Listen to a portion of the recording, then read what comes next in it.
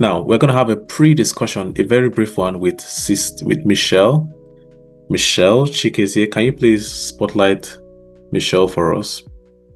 Yes, so good to see you, Michelle. Michelle is a Hi. well-trained and well-decorated lawyer who was a partner with G. Elias, um, one of the leading law firms in Nigeria and I think in Africa. A few years ago, she was voted as one of the rising star, upcoming, legal people, one among a very small number. So she's a star in every sense of the word, and she has at least 10 years of experience in private equity. She has dealt with equity in billions of naira. Means so this she has a lot of experience. Thank you so much for joining us, Michelle. Now we have just a few moments. The main conversation will start in a few moments, but for now, I want to discuss the trends happening in the world and what the implications are of those trends. Um, you know how things change so rapidly nowadays. It's like Yes. every month there is something significant changing the whole world. I think Mm. it used to be maybe once a year before, right? But things happen so fast. I remember when the war started, the war in the Eastern Europe, and then after that, the war in the Middle East, and then after that. So it looks like every month it's very difficult to keep up with the news cycle. There's something, if you take a break from following the news for 1 week, you meet a different world when you come back. Right. Mm. Now, these things have implications. They have implications. Mm. AI exploded, I think it was 2 years ago, right? 2023, when OpenAI Yeah. and ChatGPT debuted, and Hmm. it took the whole world by storm. Everything has changed. So it doesn't help to just be ignorant of it. Okay. So there are a few trends and implications that I want us to discuss. So the person who is controlling the slides will just put up the first one, and then Michelle will weigh in. We're going to do it really quickly because we have about 10 minutes before we Yeah. begin the main discussion. So please show. There's a slideshow. This is very important. You need to be aware of what's happening. Mm. Michelle is joining us from Lagos, Lagos. Nigeria. Yes. One of the best cities in the world, by the way. Yes, so in the world and in Nigeria, of course. Ha. All right. Trends and implications. Right. I sensed some sarcasm there when you said in the world and in Nigeria, of course. All right. What's the first one? I can see it. Okay. Lifelong learning. Lifelong Lifelong learning. learning. So I think under this, we consider the fact that um, in the generations before us, our parents could do one thing for a certain time and then remain relevant for a long time. Okay, study really hard, finish Uh-huh. your PhD, and then you don't really need to learn anything new per se.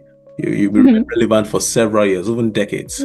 But right now, it looks like it's no, you have to keep on learning something. Absolutely. Absolutely. That's exactly how it is. Even in legal practice, new things are coming up, like AI and the implications of Yeah, that. You know, what kind of rights, if ChatGPT produces something, what rights attaches to that, and what's the relationship, what's the privacy issue, all of that. There's so many things that you have to think about now. We talk before I do capital markets, right? And we it's just mainly issuing securities at the capital market listed at the stock exchange. Now we're seeing regulations. We have to think through issuing stable coins or issuing other types of cryptocurrency, because you can't wish it away, right? You have to make it good, right? Good yeah, enough investment for people to come into. So many things are changing. I'm constantly having to read, keep up what's changing. Oh, there's this new type of security, this new type of product that's being developed. Oh, we need to think about the energy transition and what should we do about that as lawyers? What kind of financing instruments do we need? Just so many things, and it just goes on. I think in every field, right? mm, More knowledge is coming, more, more problems that we have to solve, more complications, all of that. And we can't wish it away. We have to face it. We have to deal with it and make it. So we need to continue to learn, continue to teach, continue to pray for inspiration at the end of the day, which is very That's important. that's interesting because I would have thought that the swift changes should be maybe limited to those in the tech space. But here you are in the legal profession and you are not Oh special no, either. So how at all. frequently do you now need to reinvent yourself? There was a lot of talk about reinventing yourself in 2020. Right, Now, how right. frequently do you have to reinvent yourself to survive? You just have to stay flexible. You just have to stay, I don't want to say fluid, right? Of course, you're grounded, but you need to be moving even faster than the trend so that you are Hmm. ahead of it, right? You have to just stay relevant, essentially. That's how to stay relevant. You know that this thing is changing. What are the legal implications? What are problems that might come up? How would client deal with this? For instance, I was at an event in, I think it was in May, where they were talking about deep fake and how that can influence Yeah, evidence in yeah, courts, right? You can generate a video and it looks but it it's looks fake. real, but someone needs to be able to, Yeah. do you understand? Like, create evidence for something that never Wow. happened, or doctor documents Hmm. that absolutely looks real. We need to talk about it. We need not just to talk about it, but to create solutions for for those kind of problems. If not, we're in trouble Wow. as a people, yeah, as a Wow. Wow. society. Serious, serious. Okay, because of time, what's the next one, please? Next slide. Swiftness on the keyboard. So now, under this, I think it means, there are people that don't like digital technology. There are people that are analog, that are very paper and pen, so Oh, they brother. still don't know how to use Google Calendars. They don't know how to use productivity apps. They don't know how to use VPNs. They don't so and they Yes. call themselves old school, or they just say, Mm-hmm. we're not tech people. But I think we have come to a point where you just have to. There's a video, I think it went viral some years ago, where Barack Obama was asked how people should respond to the changing job market, and he said, "Just learn how to get stuff done. Right. Just learn how to get stuff done." So what the kind of people that will survive now are those who are very swift at getting things done, right? They need a slideshow to be prepared, or they need a cost benefit analysis to be done. They need a feasibility study to be done, and somebody who is really swift. You don't have to master everything, but you should be able to know how to reach out to the tools you need per time and use them very quickly. So you just have to be very fluent with digital technology. Absolutely. Absolutely. I agree. If there's a better way for me, if it's better, faster, more efficient way for me to do something, I'd rather do it than taking hours doing something, because it's a waste of my time. Yeah. Somebody else, I would get overtaken by the competition. If I am just being analog and there is a better, faster, more efficient way to do something, I'd rather just go with it, of course. Weighing cost and benefits and preferences of my clients and all of that. But absolutely, I agree. We Yeah. need to be swift on the So keyboard. So David, to me, it sounds like something like it's a no-brainer. Of course, we have to be. That's how I think about it. some people Yeah, have a lot of reluctance and difficulty becoming very yeah. fluid with these things, and you know how they change all the time. They It get shouldn't be updated young all the people time. though. Uh, It shouldn't it, be it young will people. surprise you the amount of young people that have that. Um, Okay. All right. you know, yeah. There are people that love technology. They love technology. They Right. love smartphones and iPads. They love to touch these things. Some people not really. Hmm. They prefer paper and pen. But I think it's just inevitable now. We have to be thrown into that ocean, and it may be turbulent, but then that's there's no other way to survive. Okay, thank you. Next one. Yeah. Next one. Leadership and soft skills. And I think the idea behind this is that the hard skills are not really hard to learn anymore. No pun intended, but just came out like that. So, Mm. for example, if you are not a very good programmer, you know a little bit about programming. ChatGPT can guide you through. You can write, sufficient code. People are now Codes. creating websites as front end, back end, database, everything in less than 5 hours. What used to take 7 months Mm. before, one individual in less than 5 hours able to do all of this. So those hard skills like programming and things like that are really not very hard to come by anymore. But where AI and technology will fall behind is in leadership and soft skills, because those things they are tied to our humanity, right? So what do you think about that? Yes. Well, first of all, the one thing that came to mind, I don't remember the exact scenario, but if you ask ChatGPT to what ChatGPT can give you is the emotion. It cannot give you the soft skill. It can't give you all of that. It can give you, it's not smart in that way. It's not intelligent in that way. But soft skills, is critical, because even at work, those are the things that you notice a lot. I would rather someone who doesn't know exactly what to do, but is very, quick to learn, there, present, no type of, pride, or just present, there, willing, having, the necessary background for that work, Mm, and just having that relationship.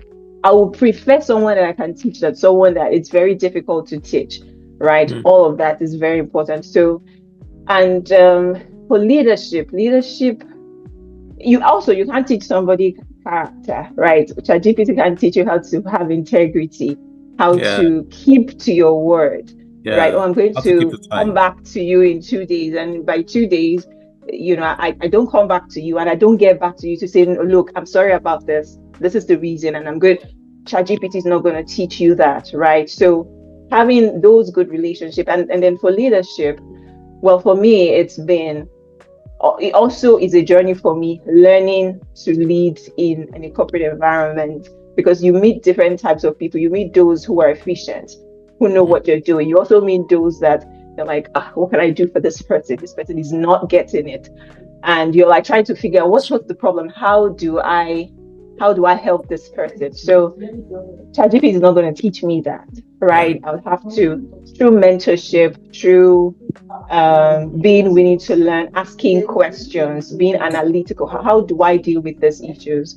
I think Yeah. it's important. Definitely. Leadership is going to excel. The ability to envision an outcome and then to communicate that vision, to bring together all the stakeholders and all the resources and to manage, you know, it's And bring leadership. it to Yes. life, Yeah. right? Yes. Execute it. To convert vision into reality, right? Now, Mm-hmm. AI can only Yeah. be a tool for that, but we'll still need human beings. So now is the time to develop your leadership skills. Okay, what's the next one? Next one, or innovation and inspiration. And I think the idea Mm, behind this is that so ChatGPT works based on data that it can gather, right? So it's not creative. It mm. just has, capacity to memorize and regurgitate, to recognize patterns. But then new ideas, which is what inspiration is all about. That's something that I think will need to thrive in the workplace of today and the future. Is that right? Yeah, yes, it's also boils down to my thinking. So the risk of having a chat GPT is to just go and ask it, but at least think through, what are you trying to do. The thinking skills is very important, the analytical skills. So even when chat GPT gives you something, you have to guide it. You have to guide it. You have to tell it, no, no, no, you're getting it wrong. This is the direction I'm going. So you have to even know what you're trying to do, what you're trying to get information for, Yeah. and then think. Just being able to think analytically is still very, very, very important. Yeah. Despite the tools that we have, those are just to support and make it richer, I would say. Yeah. Yeah. So tapping into that thing that technology cannot replicate. So technology can receive information and do a lot with information, can analyze information and plot graphs with information and extract useful information from a bunch of text, it creates, but it cannot do Bring something new. something new. Yeah, Yes, it's something that new. innovation, right? For example, Yeah. so you can Uh-huh. tell a certain piece of a script what to do to solve a particular task, but then the Yeah. new ideas, ChatGPT could not have discovered the laws of gravity or the laws of motion, for example. Yeah, No, so it very cannot. important, very important. And last but not the least, so avoid replicable task-like careers. I think the Mm, idea is that um, so I saw someone on LinkedIn post for free a multi-agent AI something something that is able to take an idea, you give it an idea for a video, it's able to write out the script for the video, it's able to extract the pictures and the free stock video clips that you need for the video, and then it's able to put that together and do a mm, voiceover, and I think even create a thumbnail for the video. So you can imagine all the aspects of video editing, from ideation to script writing, to thumbnail development, to video recording, That's amazing. editing, and packaging, yeah, can now be done with one click. And this guy put it out there for free of charge. So now there are many, many, many jobs. Like if your job was in graphics design, maybe thumbnail creation, or you were in script writing, or you're in video editing using Final Cut Pro or CapCut, all of that can now be done with an AI agent or one click. So that's what we mean by replicable tasks, right? Tasks that AI can do. don't require new creativity. So the idea is that those tasks should now be avoided. So that should not be your major work. If your work in an organization, for example, involves Yeah. going through Excel sheets and then just carrying out some functions like summing up the sales for the previous week and inputting it into the diary or something like that. So that's a replicable task. It can be replaced by AI easily, right? So the idea is to avoid tasks like that and focus on tasks that are non-replicable, that require a human input, that require native human intelligence. What do you I have to say about agree. I agree. Just thinking of editing, I don't need to, in terms of looking for typos and document, that kind of editing. Of that? course, Yeah, there's more serious editing, which AI can still do with a lot of nudging and all that. But if yeah, it's just edited, I don't need that. I just need to put my Grammarly on it to pick up every error, and I'll correct that. yeah. Even with one click, for Even instance. content If creators, I notice people that are writing content, creating content for online blogs. no, ChatGPT yeah. can write the story for All you. the captions now I Yeah, see these days, I'm like, who wrote they're this too, caption? they're Must too have been pristine, right? You can ChatGPT. tell that it's just AI. Yeah, Yes, yes, I agree. yeah. So it's time to avoid all that. All right. So I guess that's it. Thank you so much,